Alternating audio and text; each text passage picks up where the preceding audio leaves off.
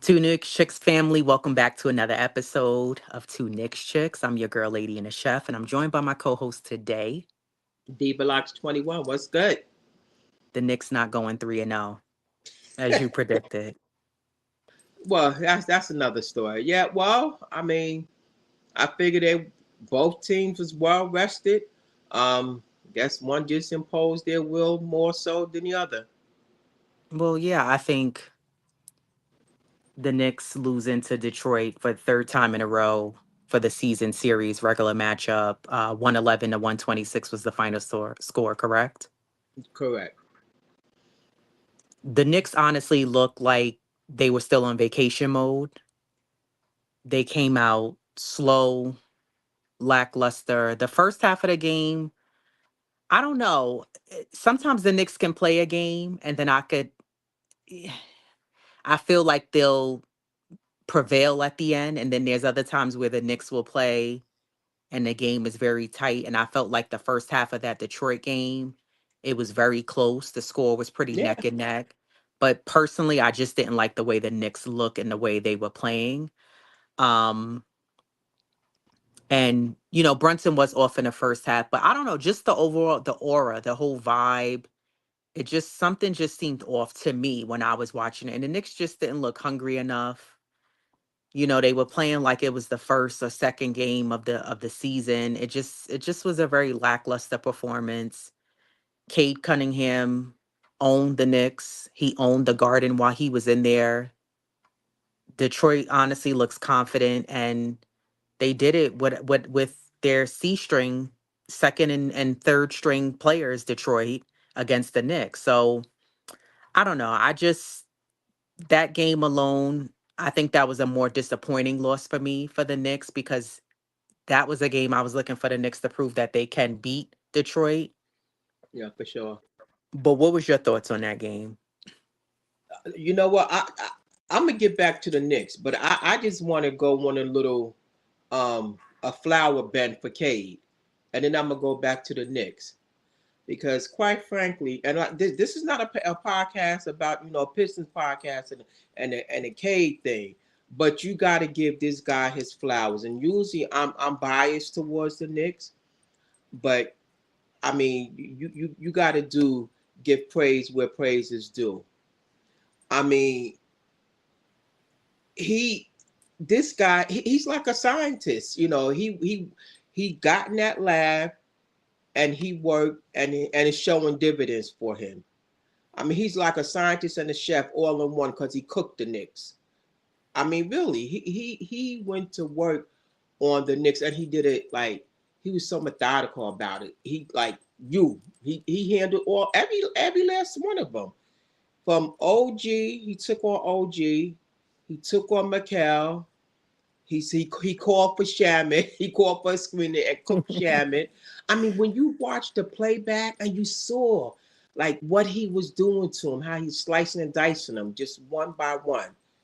I mean, this guy like he wanted all that smoke and some. So Right. it's you gotta give him his praise. Like he even took on Cat OG, excuse me, Cat and Mitch, and how he just one-handed, left-handed slammed on them, like on your two bigs. That's totally unacceptable. I Yeah. mean, and so you could just see the confidence in him. Like he don't back down. You don't force him to take horrible shots. He plays at his pace, not yours. And like there's was nothing bad you could say about him. Like he utilized his size to his advantage. Again, he's not afraid of the contact. So he's a problem. I Yeah. mean, he's a problem, and so that's and I got more to say about him, but like you got to give him his praise. I mean, he was surgical about it, and you just like the more I watch that game just from clips, I'm like you just like look at him, like he man, kudos to him, um and you see why Bickerstaff like how he he's advocating for his name to be in the MVP because right back now he's one of he's not the best player, but he's one of the top, I would say, five best players in the NBA. So right now they do got to put his name in the MVP conversation. Right. I mean, like I said, this is a Knicks podcast, but you gotta you know be honest and tell the truth about it. So yeah. Yeah. And your thoughts on the game? Wow, the thoughts on the on the game, man. The Knicks, it's like when you watch them play that game, it's like nobody stepped up in the Knicks.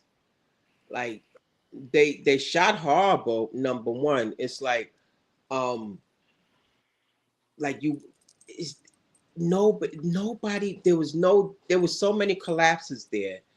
Like, and I'm a piggyback because when I called you up when I was listening to Steph's podcast, I immediately called you up and I was like, yo, the same thing Steph said, was saying the same thing. And Steph said, and it's not verbatim, but she was saying how Brown is not the answer for the Knicks. And I was like, yo, I feel the same way. Like he's I don't know what he can. What there's a lot of things he could do. Um, the, because he the Knicks they lack that physicality, so that's number one. Yeah. Um, you know they the Pistons was a tough matchup for them, and they didn't step up. Nobody stepped up to meet that challenge except Brunson. And even in his shooting wasn't the best, but he did manage to score like 33 points. Um, they they got suffocated. Rather, I was hoping that they would have done. We would saw our wings. Impose like that suffocating defense. They failed to do that. Like the wings, we got four wings and nobody stepped up. So it's like it was a mismatch along the way. Um, they just they play horrible, and you can't use no excuse for Jesus coming back from a toe injury and don't play. It's like somebody said, well, don't play then. That was Jeff. Yeah, Jeff, exactly. Then don't play. The Mm-hmm. thoughts on the game, man. They were out hustle, outplayed. Like the Pistons just showed their athleticism against the Knicks. And quite Right. frankly, Brown to Coach Brown, he got out coached by Bickerstaff, and in all three games, not just this one, but Right. in all three games. So it's like he got to make a change, and it needs to come soon. Yeah. Honestly, since we're starting on Coach Brown, and you made some good points about, him. And shout out, before I even say that, shout out to Steph and Jeff doing the Dope Soul Sports Collective podcast show. Great takes. Love their morning recaps. Love their just their takes on what they say and how they analyze the game. Um, Mike Brown. Quite honestly, I want to rescind my original grade I gave for him from a B and bump that down to a goddamn D. Yeah, If I'm you ask drinking water. me. So I what? gave him a D, and I want to rescind that and bring it down to a D Yeah, because, and it's not just that loss. The yeah, reason why I say that is because in three matchups, you haven't figured out any yes, adjustments on how to beat Detroit. I watched Brunson, who was way too short, continue to guard Cade. Why? There was no adjustments on that in the game, and I couldn't understand why was Brunson guarding him. Brunson looked like it was like I, who was 5'9", and I'm trying to guard a player of that stature, who's way taller than me. It's just no match. And not only that, yes, I understand the Knicks were under a different tenure when they were under Tibbs. Yes. I don't, but the way Bickerstaff is approaching playing the Knicks, they are feeling some type of way after losing to the Knicks last year. And Because that salty feeling, they're still holding on to that grudge. And the way Detroit plays the Knicks, they literally keep their foot on the Knicks' neck and they don't let go. The Detroit will put in guys in who don't even play and they were busting the Knicks' ass. And I couldn't understand why. And how are you allowing this to happen? But Mike Brown, what frustrates me and the rest of the coaching staff as well on the Knicks is that there was no adjustments made. The Knicks were playing the same way they played them the first two times you got their butts whooped by 30 plus points. And then you played the same way. And not only that, I knew it was going downhill. And it's not because I was being a Debbie Downer or being a negative Nancy. I knew it was going downhill right before we got to the halftime and Detroit went up by 10. And I said, look at the Knicks going going low instead of going high, like Miss Obama said. They went low.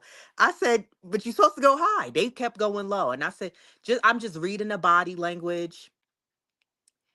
And then I'm watching and I'm like, I see Mike Brown calling plays. But when I'm watching the offense in that Detroit game, there was nothing happening. They were so stagnant.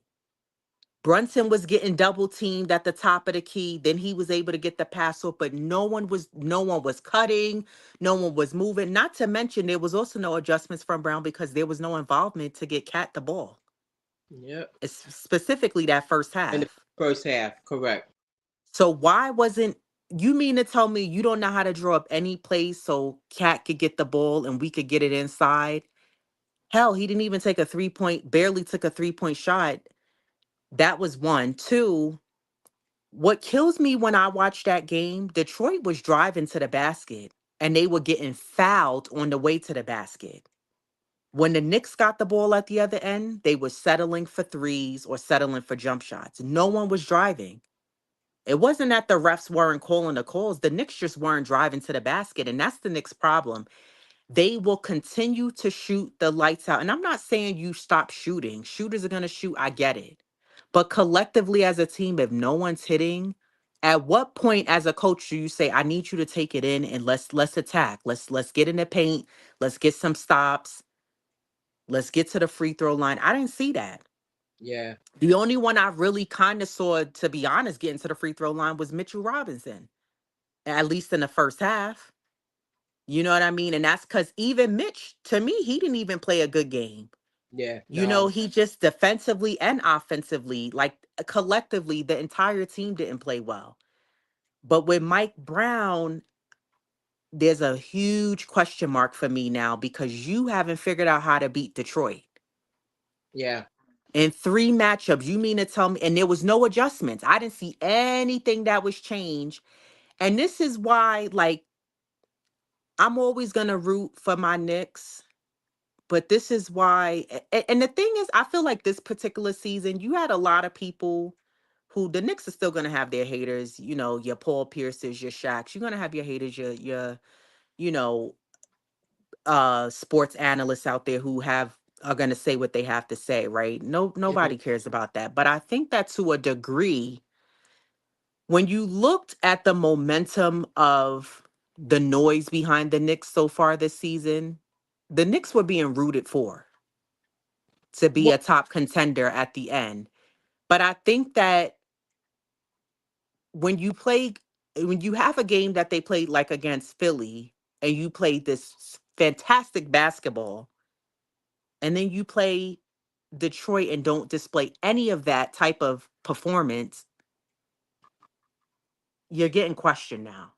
Because it's like, well, are you for real? Is this team for real? And quite honestly, I'm not sure.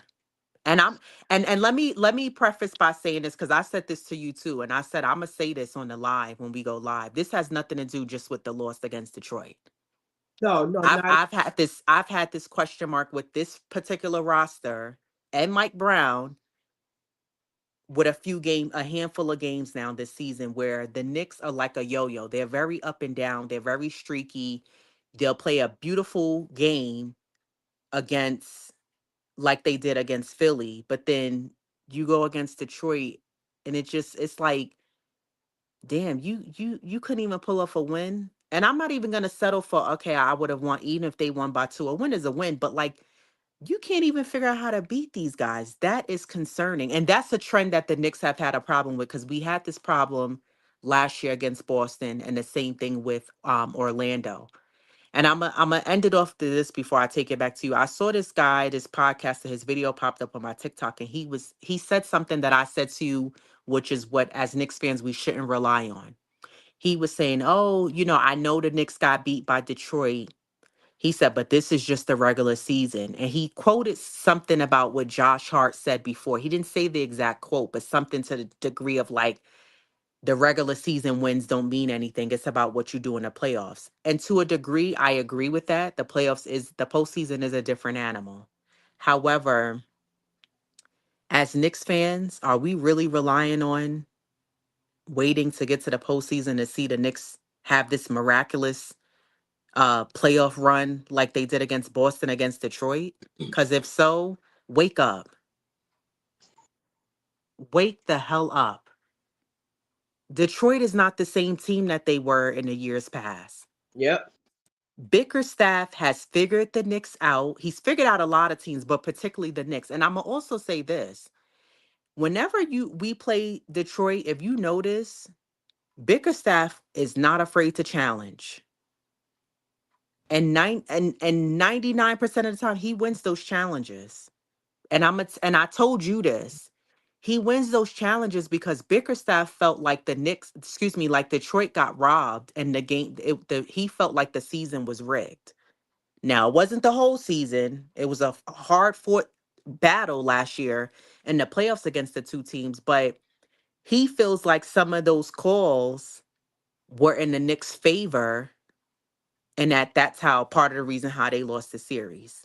But I don't know. I guess, okay, we got on Bickerstaff. To you, were there any particular players that stood out or didn't stand out for you in that game? Yeah, there was a lot of plays that didn't stand out. I mean, OG had 8, Mikal had 8, Josh had 11. That's was 16, 26, 27 points. What's that? 27, 28 points collectively between the three of them. There's no way you're gonna win any type of game playing scoring that little. Um, so yeah, there was a lot of plays that stood out. Like you said, Mitch didn't have his best game. Cat didn't start cooking to the second half. Um, like I said, Brunson didn't shoot the ball particularly well. Um, they shot what 35% from the free throw from behind the arc, like 8 for 35. You not at what point? And we always say this: at what point when they're not falling, do you drive? And like, and I know Brown wants to, like, oh, spraying it. He wants them to chuck up 43s or something a game. How that they're not a 3 point. The Knicks, they're not in the top echelon when they, oh, not now. If they were, they certainly aren't in the top echelon and hitting threes, shooting. But are you hitting them at a high clip? No. Right. So at what point do you that switch goes off and you now as a player you got to switch it up? So like you said, Brown, he didn't make the adjustments. And I know I'm gonna read over the stats because I know like you're having like some issues. But when you were saying how in the beginning how the Knicks were the favorites and things like that, and they were because they looked good on paper. Offensively and defensively, they when you put those guys on paper and you stack them up to other teams, man, of course the Knicks are favored. Because of how the roster makeup. You got OG as a defensive specialist. You got Mikal as another wing. You had Brunson. How what the season he came off of. The same thing with the season Cat came off of. Mitch you had as your backup. Josh was doing having also great rebounder for his size. So when you look at those things on paper, of course they're going to be the favorite. But now you it didn't translate on the hardwood, and Yeah. and it just didn't. And there's a lot, you like I said, not just K, like the kudos go, or flowers go across the board, and it starts at the GM. You know, that their GM, man, he put, and it didn't start with him. It started before the GM before him, but Langdon, he picked up where Weaver left off at. Hmm. And I'm gonna get into that, but I know you want to read the stats. You ready to read the stats? For me to read the stats? Yeah, go ahead. Okay.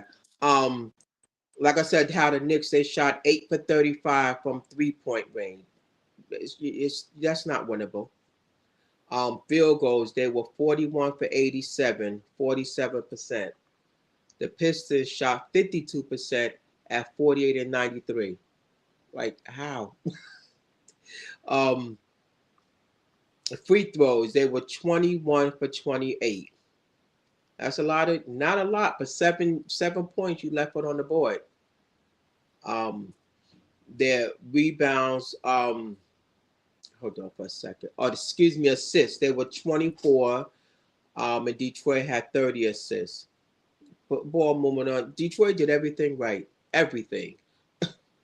Yeah. Um, steals, they had 9. Detroit 9, so they were even in the steals.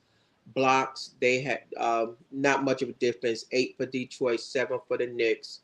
Offensive rebounds, the Knicks had 11. Detroit had 11. Defensive rebounds, 27 for the Knicks and 33 for Detroit. Personal fouls was pretty much even, but it was lopsided, especially their field goal. Um, and that's, like you said, they were even, like, or pretty much, at the half it was, what was it, like a 10-point lead or something, but then the Knicks came out, so they were kind of in it, they were, in it for the most part, and they just, Detroit just imposed their will on the Knicks, you Well, I know. think part of that was the physicality. Oh, definitely The part. Knicks the Knicks weren't physical enough. Oh, definitely. The Knicks just, I don't know, the Knicks to me, they just look too soft.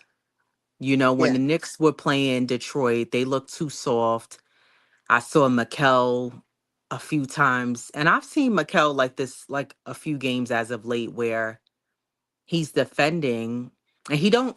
Mikel won't really sacrifice his body to take a charge, but he'll be defending his player, and then he just gets bumped, and next thing you know, he goes sliding across the floor because his strength isn't there, enough to guard whoever he's guarding and take that physicality that he's getting hit with. So the Knicks to me, they just play way too soft. They're not aggressive enough. They just look like they got ran off of the floor, which was crazy to me. And I'm looking like, what is going on? You know what I mean? And yes, they made a run in the third quarter, but to me, you got to set the tone when you come from the jump ball. That's where you have to set the tone. And to me, it just wasn't good. I thought Cat's defense was horrible. he's a Cat, defensive liability, man. This guy. yeah, he plays no defense. And here's the thing, like you mentioned, okay, yeah, with the guys, the season they came off of from last season. Yeah, Cat was good for us in the playoffs last year, but that was last year. This year, and I remember you saying this to me, and like we both kind of chuckled, but now I'm starting to think this is true. And I remember you was like, I don't know, ever since he proposed to Jordan, he's just been playing. And I'm wondering, like, dude, you can't be doing wedding planning and that's distracting you. The trade talks are over. Snap out of it. But even aside from that, I don't like his defense at all. When I told you this on the phone, every time the Knicks were down on defense, I was particularly watching Cat. Like literally just watching him. Cat does not contest. He doesn't put a hand up. He watches. And I don't know if he's doing this because he's trying to stay out of foul trouble or if it's just bad habits, but it's awful that he does this. He doesn't contend when he's playing D. I never see him put a hand up. Yeah. And then it makes me wonder, well, how the hell does he get a rebound?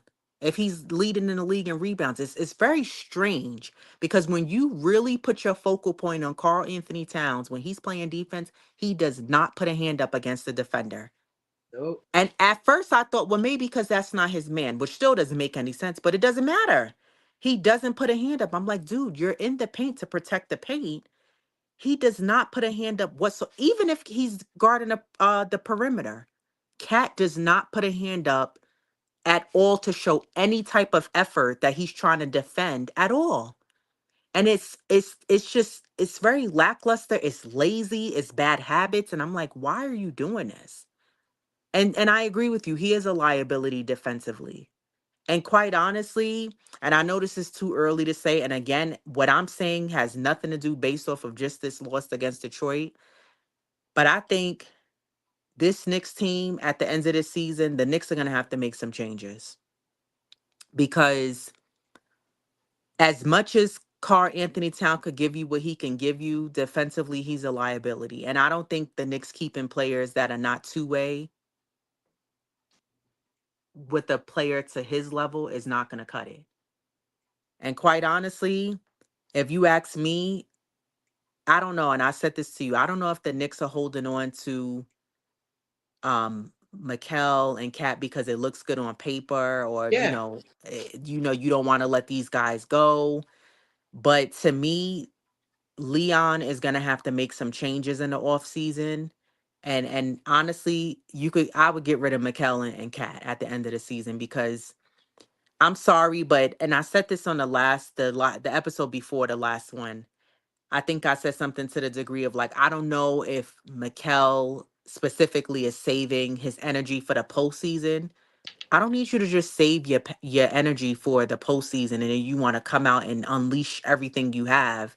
Sure, it matters more there, but give me some better effort and better consistency through the regular season. But Cat, his defense was awful in that game against Detroit, and quite honestly, it's been awful this entire season. Mikal Bridges, he annoys me literally every game because he's again another one, very yo-yo, streaky, and it's just like Mikal kills me because he plays too safe. Be Yeah. willing to sacrifice your body. Be willing to dive in and do the other little things and to play gritty and tough. And that's missing from him as well. Josh Hart was a no-show. Mitchell Robinson wasn't good as well. I don't understand the inconsistencies with this team. It's very like it's painful to watch and it just makes you frustrated because you're like, I know y'all better than this because we know what the Knicks can do, particularly offensively. But when you don't see either, it's just like, well, what are we doing? You know what I mean? So I don't know. I just think that there's some changes that need to be made because if you're not going to want to play defense out there, then why we have you on the team? You know what? You know what? Also, the Knicks need athleticism. Like these guys, and we can hammer it to we're blue in the face, and they need to bring that physicality. And I'm a go back to their GM, and I'm a point something out.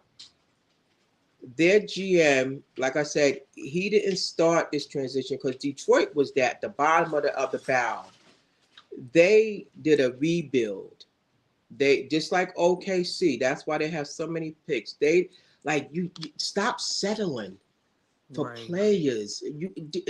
Are you on the rebuild phase? And I get it. It's like now or never. But you got to stop taking these players. Like you need some dogs. Like you got to get you some guys that's gonna like go down and like fighting and not physically, but on that hardwood. And like I said, Detroit they were horrible. Like and it goes back years. In 2022-23, they were 17-65. In 23-24, they were 14-68. and 24-25 they were 44-38. And so now look where they're at now. They're the first in the East. So Trajan Langdon, he's been rebuilding that team. Like I say, he didn't start it, but he found missing pieces for the guys that he lost. When they lost Hardaway, now you bring in Cass LeVert. They lost Beasley. Now you replace him with Duncan. And Duncan is not like a Beasley, but he found missing pieces, like those players for those missing pieces. And Janice Jenkins, yeah, he's not your primary scorer, but this guy came a long way. He came Yeah. from JUCO to Iona, and he went to St. John's, but he put in that work. So they're rebuilding, and it's like, and if for the teams like that, it seems like a prerequisite is that you gotta have athleticism. Right. You gotta be physical, and this is what the Knicks is missing. So like they have guys that they know that's gonna like go all out. So this is what the Knicks, and we always we praise Leon Rose, but at some point we got to stop and think like, you know, are you getting the best bang for your buck? I mean, these guys they look good on paper, but I don't know. They come here and is it Coach Brown? Um, what's her name? What's her name? That do the podcast with the Christie, right? Not Christie. Matt Barnes. He said Brown is soft. He said Hmm. Brown is not that coach that plays with that physicality. So, and it makes you wonder, like, is there some truth to that? And so I think like Leon Rose got to go back to the drawing board. We need some guys that's gonna be physical, that's gonna take these guys and stand up like, yo, don't let them mollywop y'all and walk on. And they come to the Garden, the Right. Mecca, and they like own they when K finished, like he was all up in the camera, like, yo, you gotta Yeah. like have some pride. And that's what the Knicks they lack that. So Yeah. I just think that their GM, man, he did a hell of a job. And this is Yeah. Oh, sorry about that. Go no, ahead. no, go ahead. No. No, it makes you um it does make you wonder with the Knicks, with you saying that, it makes me wonder, is it the players or is it the coach? Because you said this to me on the phone and I thought this was a good point. You said when the Knicks were playing under Tibbs, they played more aggressive. They were more, Tibbs demanded more, and we saw that on the hardwood. Yeah. And when I do think about Mike Brown, I don't really see him being one of those coaches that's commanding physicality on a night in, night out basis, right? But I do want to touch on what you were saying with Leon, because I think that is a good point. Like, yeah, we could harp on the players and who we have. We could harp on the coach and who we have. But I think it does go back to Leon, as I like to call him, Leon and the gang, because when the Knicks let go of Tibbs, they didn't even have a backup in place or who they even wanted to hire. So they were trying to figure out, well, who do you replace him with? And I think that, I know the Knicks did extensive interviewing. They were trying to figure out who they wanted. But to me, the Knicks haven't had the right coaching leadership in a while. But I agree with you. And I do think that, I don't think that the Knicks need to go. And I know this is not what you're saying, but I don't think the Knicks need to necessarily go back to the drawing board. But I don't think you could rush trying to wanting to accomplish a championship. They're close to it, and it does take teams time to get it. Teams that have won it, it takes them. They get inch. The Knicks are inching closer and closer to a championship. Yes, but I do agree with you in that you can't go with these quick fixes and just try to get these little fill-in of players who you think will be like you said, good on paper. And quite honestly, this whole Villanova boys matchup, not the answer.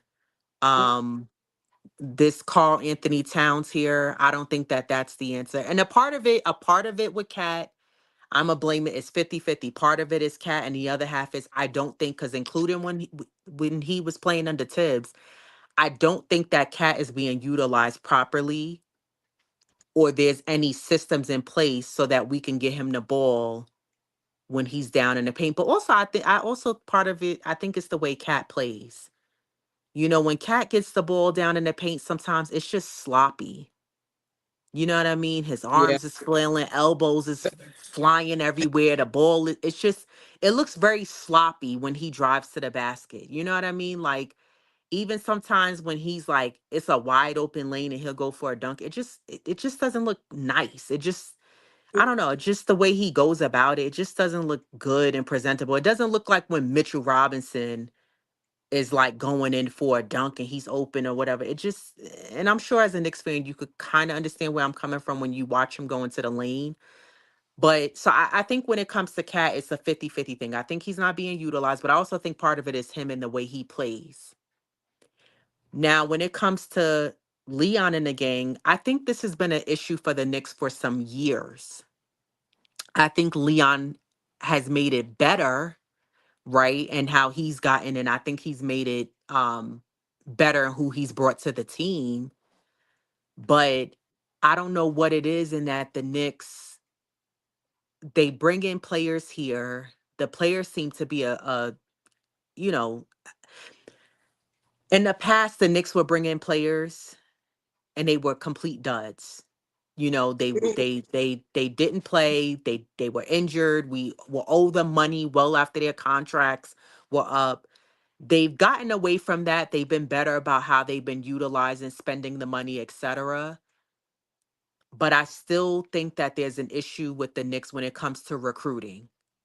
I think that we're not, with the exception of, I would say, maybe Tyler Kolek and Mo Diawara, I just don't think that the Knicks have the right players in place, that they're bringing over on this team. So I don't know. I just think that the blame goes in several areas. It's the Knicks as a whole as an organization. It's Leon Rose. It's Mike Brown, who I don't think is the right fit. And a part of me in the beginning, I would say, oh, well, maybe Mike Brown doesn't have all the right pieces in place of who he wants to coach. But then when you look at when he was coaching Sacramento, it didn't work out there either. And they were actually winning and doing well, but there was issues with the players and beef, and guys didn't like him, and they let him go. So I don't know, you know, what I do know is that the Knicks are going to have to make some changes, because I don't think that this particular roster makeup, I don't know if it's it to bring you all the way.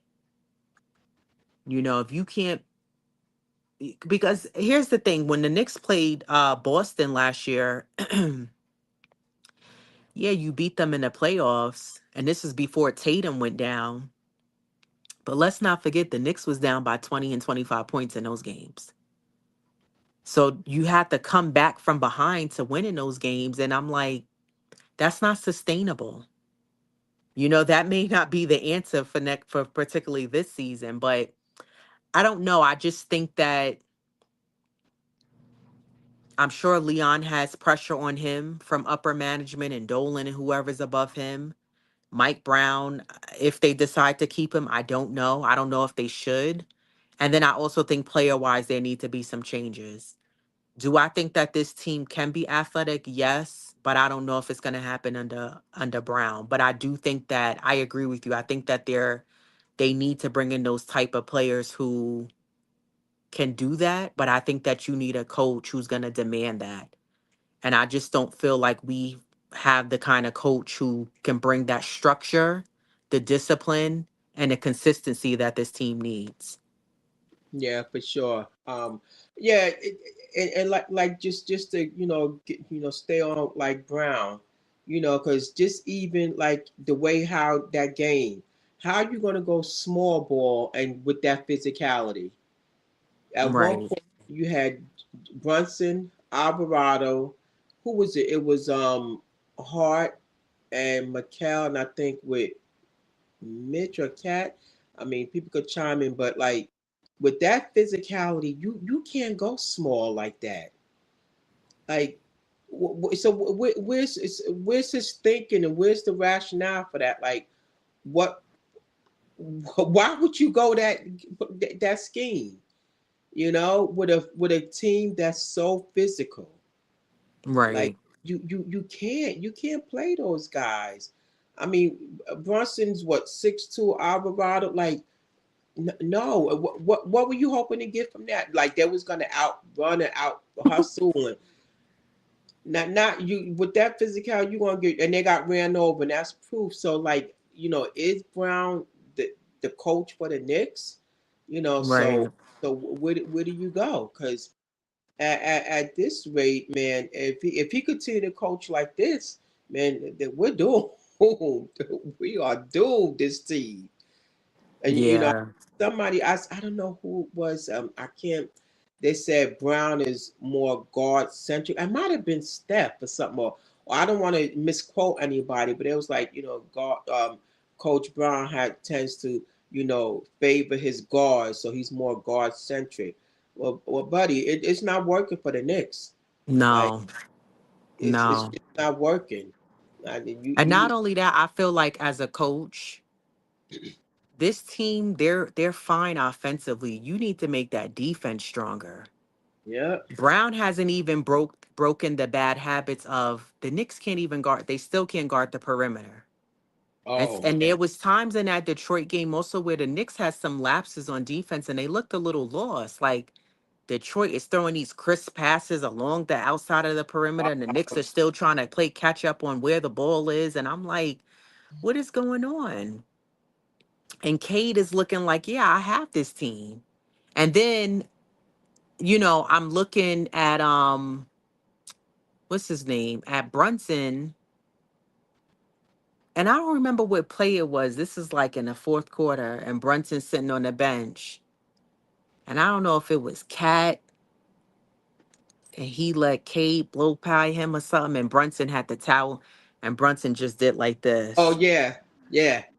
Yeah, I Because he can't. was embarrassed, he's frustrated. But I'm like, but that's where sometimes when I look at Brunson, I'm like, but see, Brunson, that's where, and again, it does, I'm not putting all the blame on Brunson, but what I'm saying is that's where you have to come in. And when you're a leader, not just because he's the captain, but you're the head of the team, you have to put things in place to make your team get back in it and not just you get the team back in it. Yes, sometimes when you got to put the team on your back, you do that, but also you got to make plays so that you're getting other guys involved so that it takes pressure off of you as the lead guy, but also so that the team it's a better flow and that you guys are getting back into in it together and not just me being ISO and I'm getting the team back in it. So I don't know.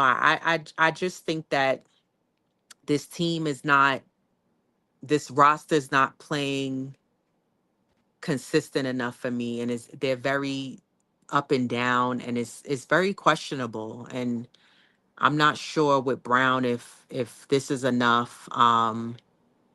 I saw um shout out to Wonder Woman said I was concerned about the hot and cold performance and got really concerned about after the Indiana loss. They are not playing as a team and it doesn't look like they're playing for each other. Yeah, Yeah. Yeah, I agree. I think like that, that too. Hmm. this team is just I don't know.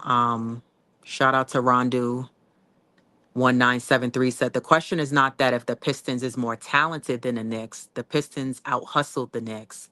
They played with more tenacity with Detroit. It was all hands on deck. Yeah.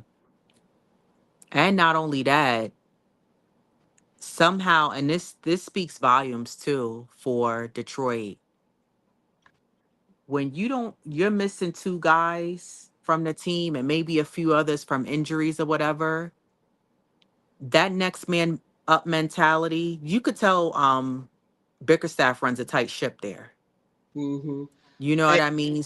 And what he needs, they're displaying on the floor. And every guy stepped up, and it I never saw any weaknesses with those second and third string guys that played on that floor for Detroit. You know, sometimes when a team has other guys and you like, oh, you could tell he don't really play like that. And but you know, they're hustling that player or players and they're having to play with star players because for whatever reason the team is, you know, down a couple of guys. I didn't see any weaknesses on Detroit's end with those second and third string guys that was on that floor. They looked like they were playing like they start every night.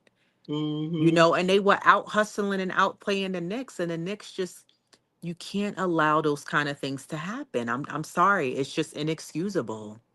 and you know what? And that used to be the Knicks mantra: "Next man up."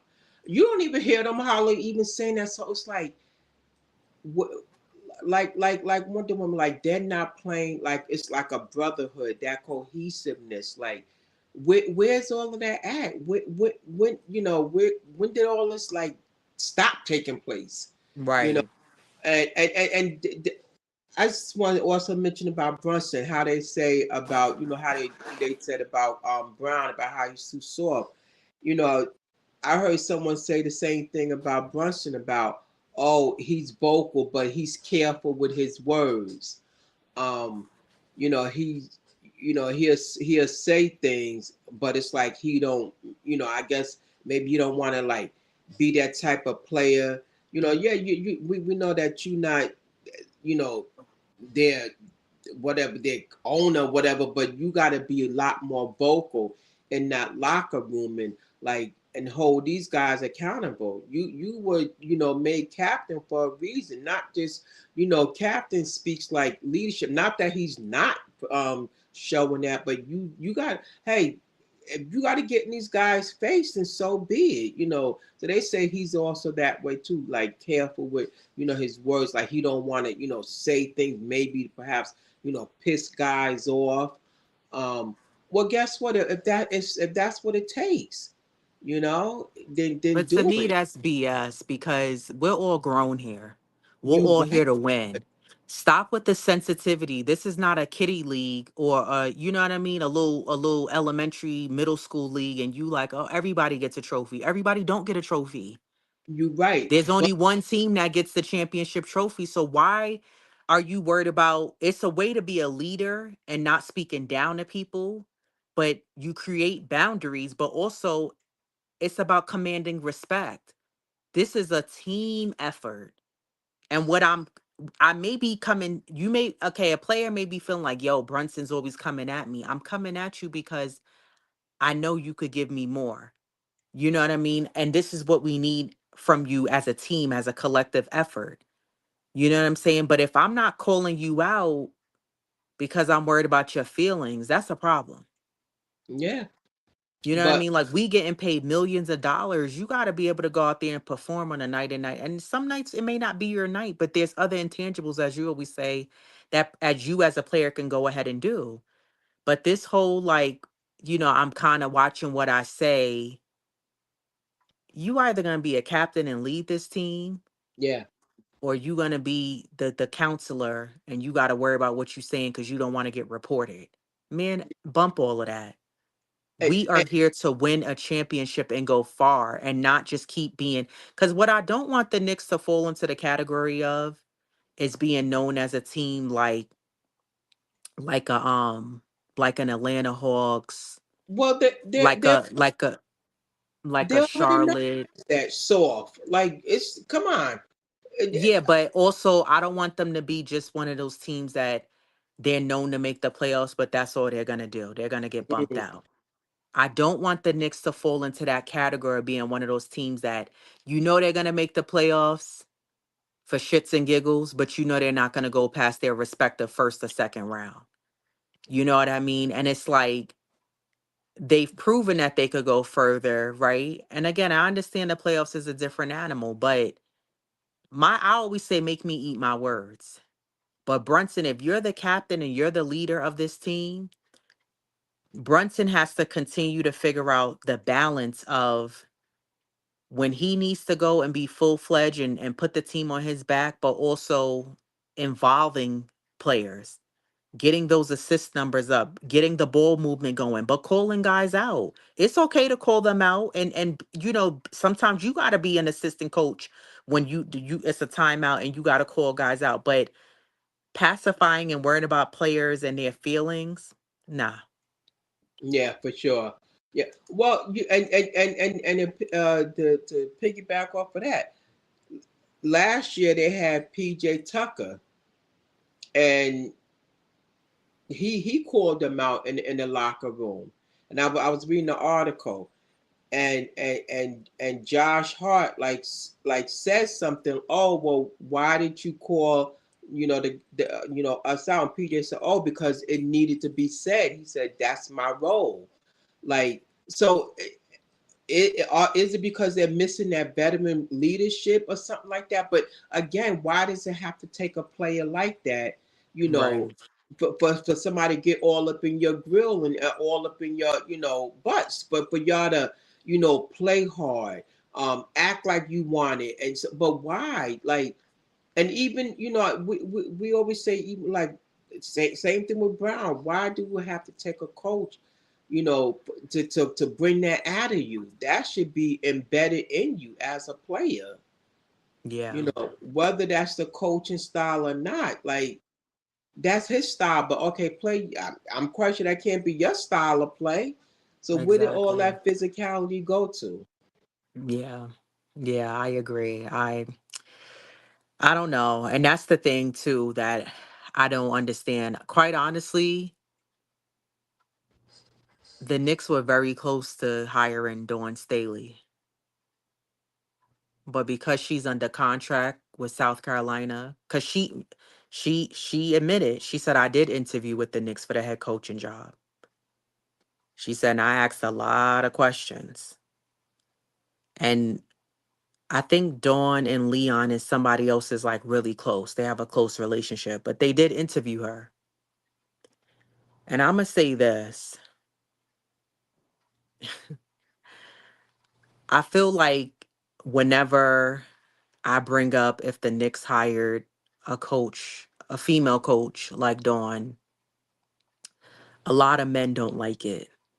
It makes them somehow uncomfortable.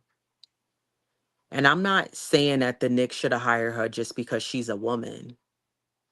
I'm saying the Knicks should have hired her because she gets results. South Carolina's not paying her all that money for no reason. So, do you want results? You want a championship? It's just like when the Liberty brought in Sandy Brown. She's won a championship before. Mike Brown hasn't won one before. So you need a coach that's going to bring you the results that you're looking for. Proven record. Right. And not just the results for the championship, but it's the difference that they're going to bring throughout the season. The consistency, the hustle and grit that we're looking for, the schematics defensively, offensively. And the Knicks, to me, we haven't really had a coach who brings all of that yet. We haven't. And I really think that, you know, they were interviewing, they were trying to figure out who they were going to bring. Okay, you landed on Mike Brown. I don't know if that was the answer, and I don't know. Because and what worries me is if you couldn't come up with any adjustments against Detroit, what adjustments are you going to come up with in the postseason? Because right now the Knicks are sitting in fourth. Cleveland slipped to third. And they have sole possession, and that's is it. At the rate they're going, man, things could turn around in a heartbeat. You know, Exactly. man, you want to hold on to that to third, no lower than fourth. To be honest with you, you really That's what want to I hold said. on to that. You don't want to be that HC because man, like they say, oh, the players is a whole different animal. Listen here, Detroit have their they're stuck together. They have this bond that's, you know, yeah, anybody, it's at any given night, you know, it's anybody's game. It's about runs, but they've shown us a lot. They're And not. not only that, they got tired of losing. Yeah, yeah, for sure. Yeah, After a while, you like, yo, that losing crap becomes it's you get tired of that. yep. And You when know, you bring in a coach who believes in you and says, no, you did it your way. Now let's try it my way. And it's working. There's no stopping that. they have that continuity there, that cohesiveness there, and they're establishing a winning culture. So Yeah. like, and things like that matter. Like, I mean, yeah, at the rate the Knicks are playing, and I get it, the players is a different animal, but man, Detroit, they are mentally tough, tougher than the Knicks, Yeah, for let alone sure. the physicality and the athleticism. Just they are, and you got to call a spade, and stop dumbing it down. And like I said, yeah, as much as we love the Knicks because we're all fans of them, otherwise we wouldn't be on here and be commenting. Although you got some trolls and things like that, but like you got to see for what it is, I and then agree. they have to like turn this around. Um, Otherwise, first you're gonna be sitting on some beach after the first round. Yeah. Yeah, I agree. I just thought that loss was inexcusable. You came back from a break. Honestly, then maybe they don't need to take a break. Maybe y'all need to be in the gym the whole all-star break and working on things. But that was well said because I agree with you. The Knicks are not mentally tough, physically tough. The athleticism is missing. And again, this is not just on account of that loss, this past loss to Uh, Detroit. This is just like combined. When you put everything combined, put it all in one basket with the Knicks, there's a combination of things with them that makes you lead and to say these things. You know what I mean? And the Knicks, and I'm gonna still stand by this. The Knicks lack discipline. There's no consistency. Many a nights they lack structure. Doesn't look like they're really running anything. And then you have nights where they actually look like a team like a Detroit or like a OKC where you're like, wow, like look at how they're playing. But again, it's so mind-boggling how you can go from playing great one night and then the next few games you play like y'all never played with each other before. Like they just recruited each player from pickup games and just said, okay, yeah, we trying to put a team together. It just looks horrible the way they'll play. They don't they're not consistent. They run away from what works. And I scratch my head on that all the time. And that's why a lot of times I go back to Mike Brown and those assistant coaches sitting there because you're in charge of watching film. yep, Where's the adjustments? Or are we dealing with what we dealt with they some of these coaches were dealing with when Tibbs was there and there was these rumors that Tibbs, I guess just wanted to run the show. I don't know, but either way, something is not adding up here. for sure. Because there still seems to be some type of dark cloud that's over the Knicks that's just it's not making any sense. I'm not understanding. Shout out to APAP 1586 said, what's the deal with Mark Jackson? How come they never wanted to touch him? I think he's still red listed. No, I don't think he is red listed, but I think he's just I think how like for example, I think what happened to Mark Jackson is like when a doctor or a dentist, a physician, they F up and they get their license barred so they can't get licensed or anywhere.